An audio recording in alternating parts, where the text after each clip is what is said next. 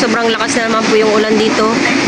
At kaya po ay dito po kami matutulog kay nanay ulit.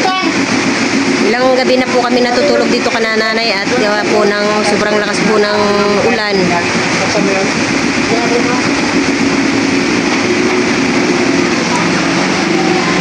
Medyo maliwanag pa pero alas 6 na po ng hapon. Bali ngayon po pala ay si Tito Ninyo po ay magluluto po uli ng fishball.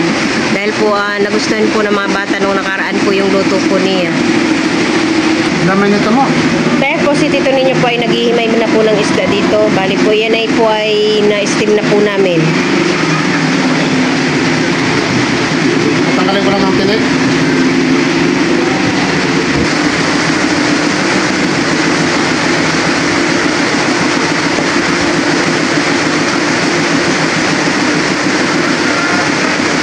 Gagawin pa natin lahat ito?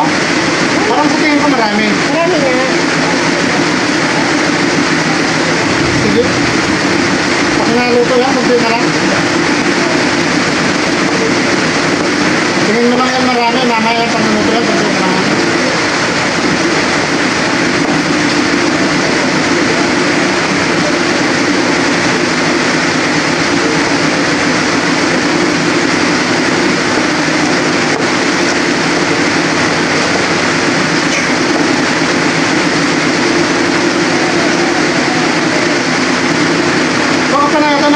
Doon? Parang marami oh. Marami oh. No? Hindi.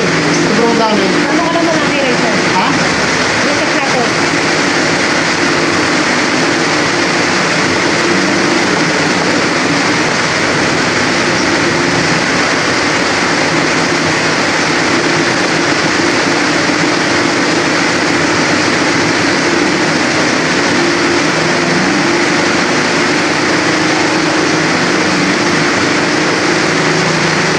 Madilim na ba talaga? O madilim lang yung paningin ko? Dilim na talaga. Medyo madilim-dilim na. Ano size na ito? Ha? Ano size na? Ang size na?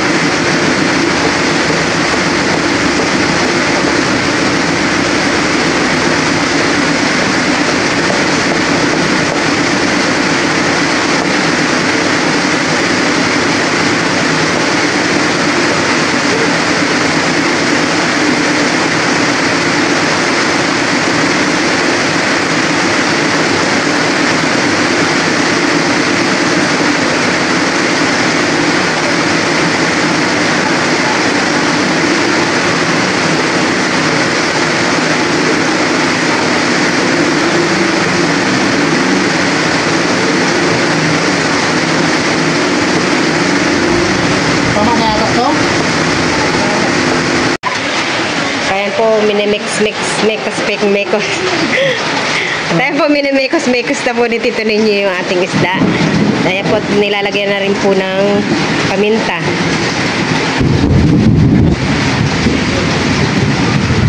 Masarap yan Tito Ninyo ah. Masarap. Masarap kung matsambahan. Matsambahan.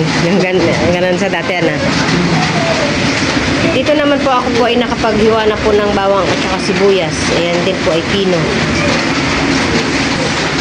Tayo po inihalo na rin po ni Tito Ninyo yung bawang at saka sibuyas. Pabati na lang ako ng itlog. Ha? Yung itlog, pabati na lang ako. Ayan yung harina. Tayo po nilagyan na rin po yung harina.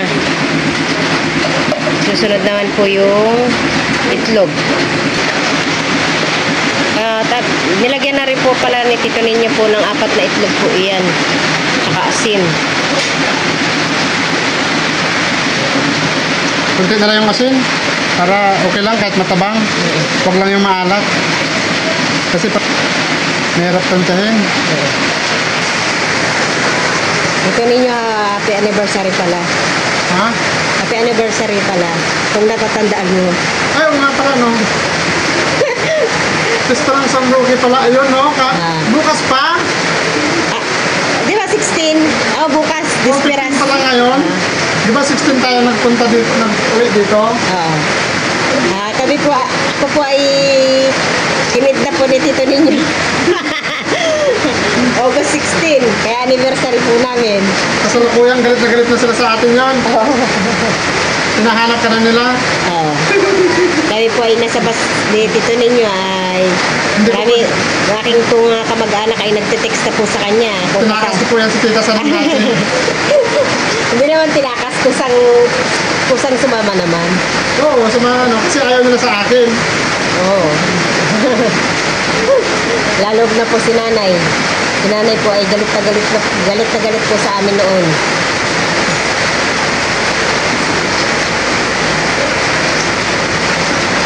Pero nung nakita niya yung apo niya si Miko, nung si Miko po ay 6 months pa lang po, ay inuwi po namin sa Maynila si Miko kasama, kasi nagkataon po na nandun po si nanay sa Maynila. Kaya po ay dinala po namin si Miko. Si Miko po noon ay 6 months. Kailangan mahalong na yun ito. Ayaw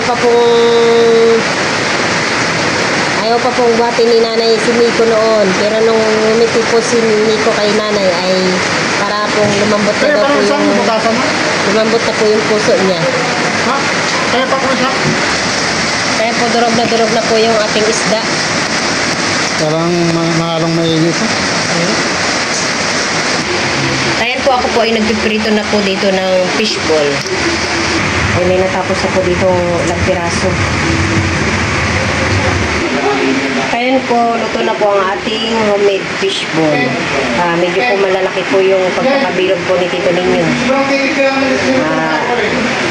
Yung isa po niyan ay solve na. Isa o dalawa.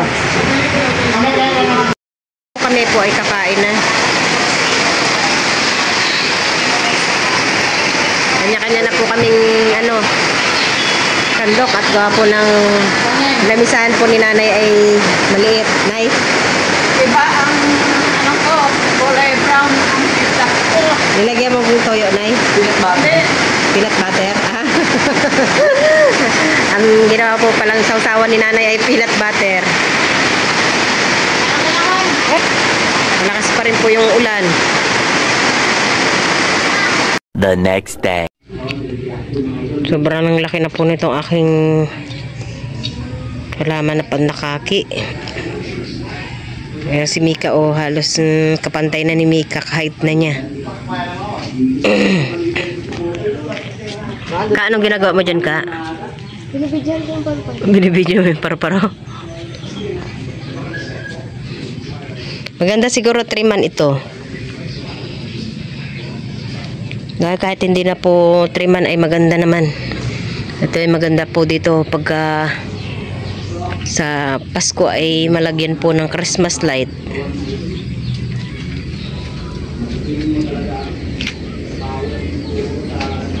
Laki na. Mayabong ang kanyang dahon. Ayan, nandito po kami ngayon sa tabing dagat at naglakad-lakad lang po kami dito sa tabing dagat. Eksaktuhan po dumating po si Junjun. Siya po ay nagbibira-bira.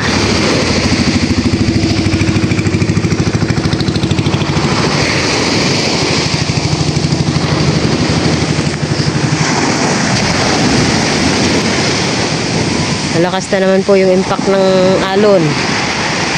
Siguro po ay ayan po at nakaroon naman po ng sama ng panahon.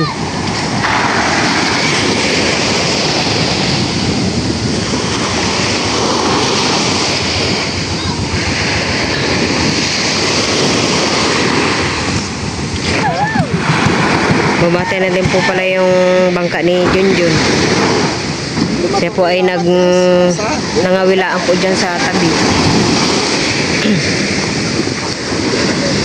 Hindi po masyado makaano yung bangka at gawa ng malakas-lakas pa po yung alon.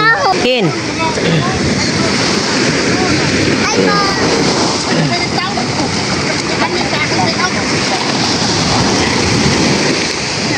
Ay, ito ang simento.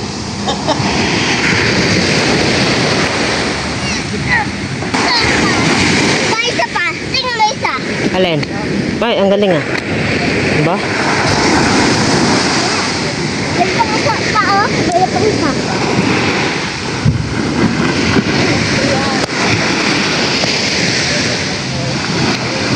Balik ko. Hindi pa po sila pwedeng lumaot ng malayo. Ang pwede lang po ngayon ay tanigi, magtanigi. Kalakitok, mga ganyan. Ba, malakas ang alon, di Hindi ba? pa po pwedeng mamasit at saka mangisda po ng mga bonito, ganyan. Buhay maglalaot. Tapos ito kayo rumbo. Nag-iisip po si Tito Ninyo kasi yung kumpare po niya ay niyayaya po siyang magsama po sa Ilawan. Ang pagsama po sa Ilawan ay yun po yung bangka po na medyo malalaki po katulad po sa bangka na ginagamit nila. Ayun po ay kaya tinawag po ng Ilawan ay yun po yung magaguide po sa lancha. Kaso ilang araw din po silang doon sa laot bago ang daong po nila ay doon po sa Subic. Kaya pagka ganitong pong panahon ay parang nakakapag-isip-isip din po si Tito Ninyo na sumama na din. Dahil hindi pa po pwedeng lumaot yung maliliit na bangka. Si Junjun po pala ay nangawil po dito sa tabi. Kahit pa paano ay mayroon pong pang-ulam. Hindi tayo makalaot sa ano eh. Oo, maano pa. Dito lang mga tabi-tabi. Tanda ko talaga. Malakas pa. Oo. Tanda ko tayo. Ito tanda ko tayo. Dito naman sa tapat, maalo na naman. Kaya nga.